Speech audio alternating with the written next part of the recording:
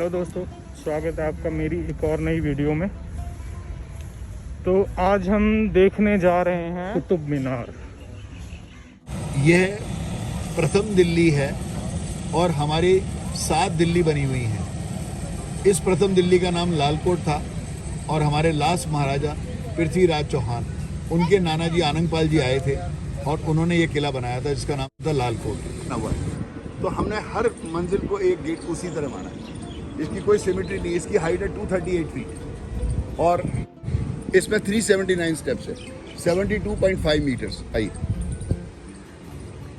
1191 में मोहम्मद गौरी ने अटैक कर दिया और पृथ्वीराज चौहान का भटिंडा भी छूट गया और उनको करनाल जाना पड़ा। वहाँ वो लड़ाई जीत कर आए, लेकिन उन्होंने एक बहुत बड़ी गलती की। उन्होंने मोहम्मद गौरी को जिंदा छोड़ दिया। वो फिर से 1192 में फिर से आ गया और अब की बार इन लड़ाई ये हार गए और उन्होंने इनको अंधा कर दिया और अजमेर ले गए पहले और बाद में उनको अफगानिस्तान में वहाँ दफना दिया। He died over there. उसके बाद पृथ्वीराज चौहान के बाद यहाँ मुस्लिम बादशाहत रही और ये लोग अफगान डायनेस्टी है, ये लोग 300 साल रहे। तो मोहम्मद गौरी पहले अफगान रूलर थे, वो यहाँ कुछ महीने इनके किले में रहे और उनके कई गुलाम थे, जिसमें एक गुलाम उनको बहुत पसंद आया। उसका नाम है कुतुबुद्दीन ऐबक। उसको उन्होंने मलिक बनाया। मलिक का मतलब होता है बहुत बड़ा कमांडर। वो बहुत चालाक थे, उनको पता था मेरे बॉस अफगानिस्तान में रहेंगे और उनका कोई बच्चा नहीं हुआ था, कोई औलाद नहीं थी। एक दिन लाहौर में थे, मोहम्मद गौरी नमाज पढ़ रहे थे और किसी ने उनका कत्ल कर दिया। तो कुतुबुद्दीन भी वहीं थे और उन्होंने वहाँ डिक्लेयर किया, हम ना गुलाम हैं ना हम कमांडर हैं, हम हैं सुल्तान। इसीलिए किताबों में लिखा गया कि एक गुलाम ज़बरदस्ती सुल्तान बना, गुलाम वंश। पर चूंकि अरबी में इसको मामलुक बोलते हैं तो हमने बुक्स में ये भी लिखा हुआ मामलुक डायनेस्टी। कुतुबुद्दीन ऐबक की 3 सुंदर बेटियां हुई और उन्होंने इस मीनार की एक मंजिल बनाई। और एक दिन अचानक उनको घोड़े पर पोलो खेलने का बहुत शौक था, जिसको हम उस समय बोलते थे चौगान। आज भी हिंदुस्तान में जहाँ घोड़े पर पोलो होती है हम चौगान स्टेडियम लिखते हैं। तो वो घोड़े से खेल रहे थे, पोलो खेल रहे थे और घोड़ा काबू से बाहर हो गया। उसने उनको फेंक दिया और टांगें रख दी उनकी गर्दन पे। तो वहाँ उनका इंतकाल हो गया। आज भी उनकी कब्र है, आप यूट्यूब पर जाके देख सकते हैं। आपने सिर्फ इतना बोला है कुतुबुद्दीन ऐबक लाहौर कब्र, उनकी कब्र है, डेट भी लिखी हुई है, वो हिजर में है। तो उसमें इंग्लिश डेट हम इस्तेमाल कर रहे हैं भारत के लोग, तो उसमें 630 साल का डिफरेंस जोड़ने के बाद 1210 आई। तो उनकी 3 बेटियाँ थी, तीनों की शादी हो चुकी थी और एक बेटी के हस्बैंड को चुना गया जिनका नाम है शमशुद्दीन इल्तुतमिश, और उन्होंने इस मीनार को तकरीबन पूरा किया। फिर इल्तुतमिश साहब यहीं रहते थे, इसी दिल्ली में रहते थे और उनके 2 बेटे हुए, 2 बेटियाँ, और दोनों बेटे अच्छे नहीं थे। आप इनकी मूवी देख सकते हैं, 2 मूवीज़ आई हैं, निरूपा रॉय की रजिया सुल्तान और हेमा मालिनी की, जिसमें सबसे अच्छी निरूपा रॉय की है। तो इनकी बेटी रजिया थी और आप कई बार IAS में भी पूछा जाता है कि कौन पहली और आखिरी मुस्लिम महिला थी जिन्होंने भारत पर शासन किया, वो यही हैं रजिया सुल्तान। उनमें सारे गुण थे और जब इल्तुतमिश साहब का इंतकाल हुआ तो उनका डेथ हुई, तो यहीं पे उनका कब्र है, इसी कुतुब मीनार कॉम्प्लेक्स में। तो वो मरने से पहले वो अपनी लड़की का नाम अनाउंस कर गए थे।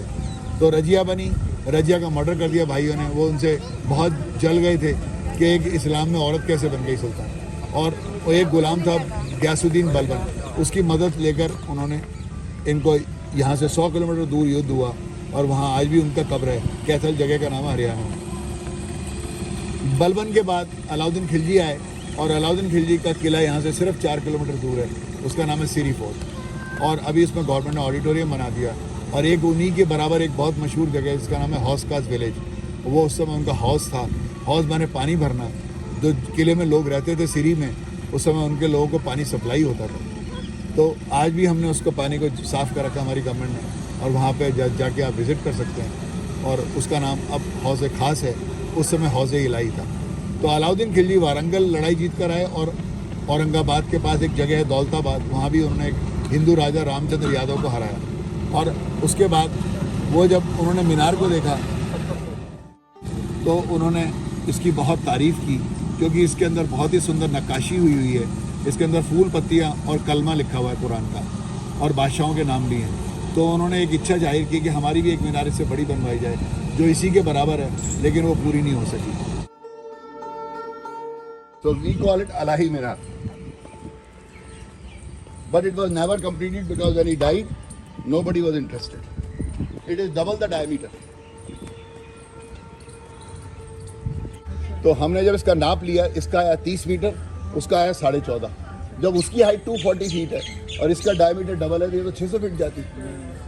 उन्होंने बहुत सुंदर दरवाज़ा बनवाया क्योंकि यहाँ मस्जिद बनी हुई है और इस मस्जिद का नाम है कुव्वत उल इस्लाम. ये भारत की पहली मस्जिद है. कुव्वत उल इस्लाम का मतलब पावर ऑफ इस्लाम.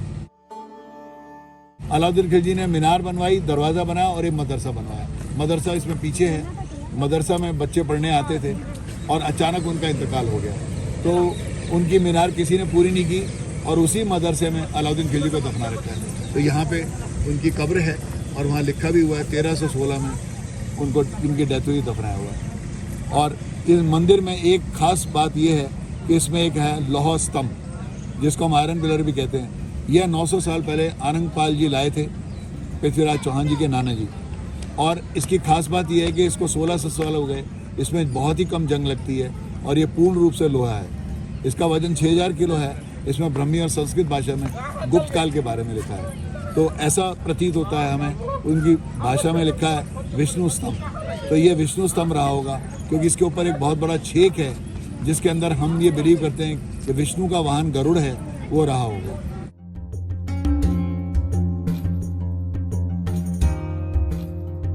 इसको हम बोलते हैं कूफी राइटिंग. कूफा एक स्कूल है इराक में. कारीगर को 10 साल लगते हैं ये काटने में. ये अरबी है. इसमें 99 नाम अल्लाह के लिखे हैं